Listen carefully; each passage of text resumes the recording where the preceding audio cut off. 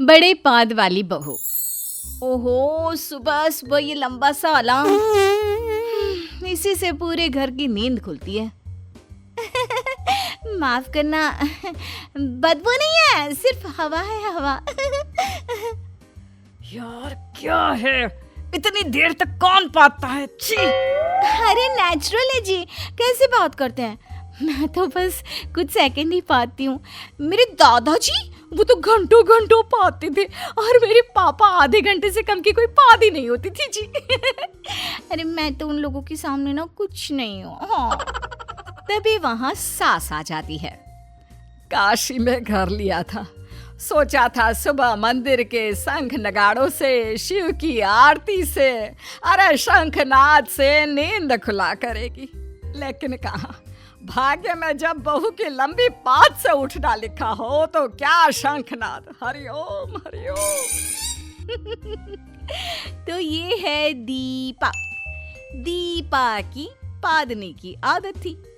ये कोई बीमारी नहीं थी, बस शरीर के अंदर की बनावट ही ऐसी थी कि ना चाहते हुए भी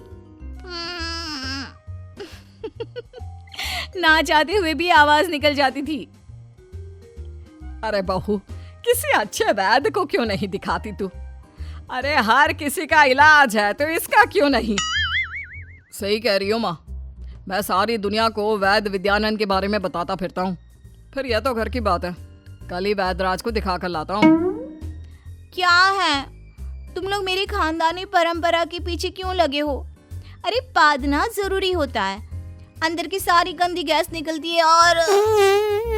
और बोलकर बहू फिर 1-2 मिनट की लंबी पाद मारती है। चलो माँ, इसे तो मैं मैदान में छोड़ आता हूँ, वहां उसे जो करना है करे, जैसे पाद ना हो पाद। दिन बीत रहे होते, लेकिन बहू के पादने की आदत खत्म होने का नाम नहीं ले रही थी। फिर एक रोज, दीपा गुड न्यूज है, मेरी नौकरी विदेश में लग गई है और अब हम अमेरिका में रहेंगे।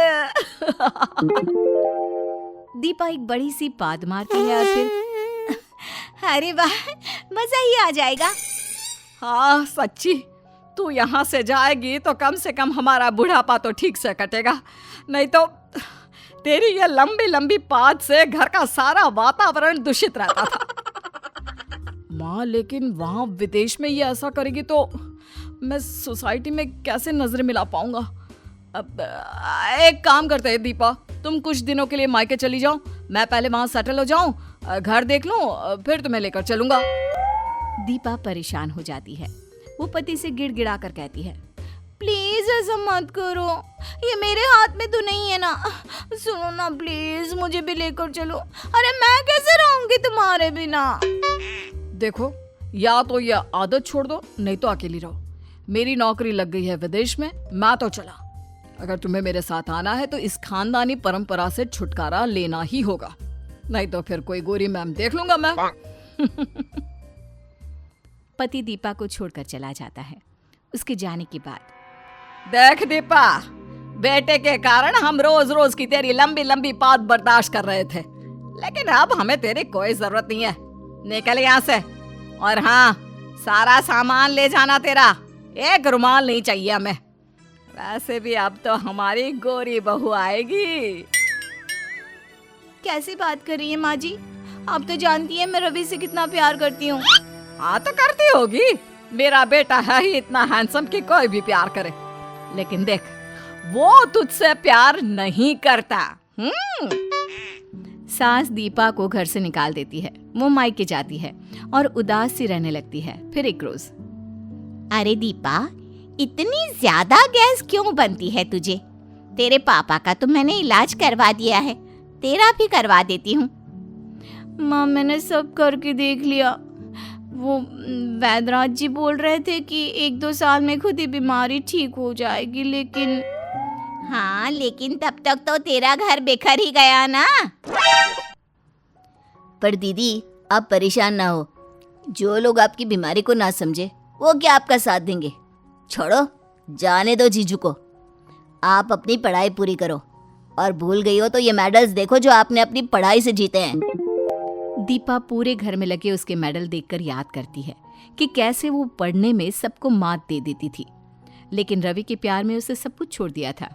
फिर वो कमरे में जाती है। मेरी इकोनॉमिक्स की किताब, इकोनॉमिक्स मेरा फेवरेट सब्जेक्ट हुआ करता था। तो देर कैसी, फिर से शुरू कर दो पढ़ना, क्यों दीदी? दीपा की जिंदगी में जब कुछ नहीं होता तो वो धीरे धीरे पढ़ाई में दिमाग लगाती है। और फिर एक दिन, देख दीपा, तेरा रिजल्ट आ गया है। तूने तो पूरे इंडिया में टॉप किया है। देख तेरे फोटो पेपर में। देश को सच्ची एक अच्छी इकोनॉमिक्स की जरूरत है। तुम मंत्रालय में नौकरी के लिए क्यों नहीं ट्राई करती दीपा? सही कह रही हो माँ। वैसे भी नए टैलेंट की कद्र होती है और सरकार भी काफी सारी सहायता देती है। दीपा नौकरी के लिए अप्लाई करती है और उसकी नौकरी भी लग जाती है। इंटरव्यू के वक्त दीपा जैसे ही अंदर जाती है वो जोर से बात देती है। छी छी छी, ये क्या? बीमारी है, ये बोलकर वो फिर से बात देती है। दूसरे सर कहते हैं, आप तो सिलेक्ट हो, लेकिन जब तक आपकी बीमारी ठीक नहीं होती आपको हमारे अमेरिका वाले ऑफिस में बैठना होगा। छी छी, जल्दी निकलिए बाहर यहाँ से, और बाहर से ऑफर लेटर भी ले लेना। दीपा बाहर जाती है। अमेरिका का नाम सुनकर उसे रवि की याद आ जाती है।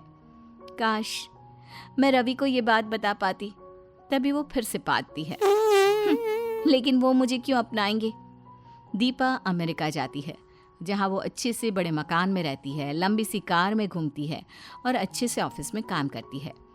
एक रोज वो किसी दुकान में जाती है जहाँ उसे रवि काम करता दिखता है। रवि उसे देखकर उसके पास आता है। दीपा, तुम तो बिल्कुल फिरंगी लग रही हो। वैसे गोरी तो तुम भी कम नहीं थी। रवि, ये क्या हालत बना रखी है? और तुम यहाँ दुकान में क्यों नौकरी कर रहे हो? दीपा, मैंने तुम्हारे साथ गलत किया तो मेरे साथ भी गलत हुआ। मैंने जिस गोरी से शादी की वो मेरा सब कुछ लूट कर ले गई। मुझे रास्ते में मरने के लिए छोड़ दिया। मेरे पास तो घर वापस जाने के पैसे भी नहीं है, नौकरी भी छूट गई। दीपा रवि को अपने घर ले आती है। नौकर चाकर देखकर रवि चौंक जाता है।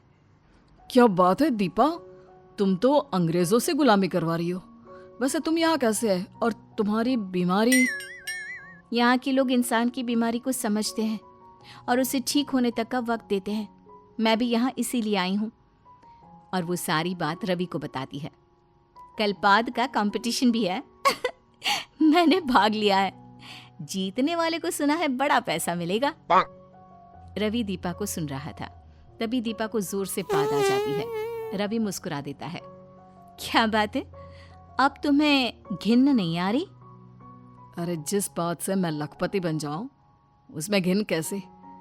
मुझे माफ कर दो दीपा। रवि, मैं तुम्हारी पूरी मदद करूंगी यहाँ रहने और फिर से सेटल होने में। लेकिन हर कहानी के अंत में माफ कर देना ही नहीं होता। तुम्हारे बुरे व्यवहार को तो मैं भूल भी जाऊं, लेकिन मेरे माँ, पिता और भाई ने जो परेशानी झेली उसे कैसे भूल जाऊं? तुम्हारा कमरा ऊपर है, गुड नाइट। ये बोलकर दीपा वहां से एक लंबी सी पाद मारती निकल जाती है।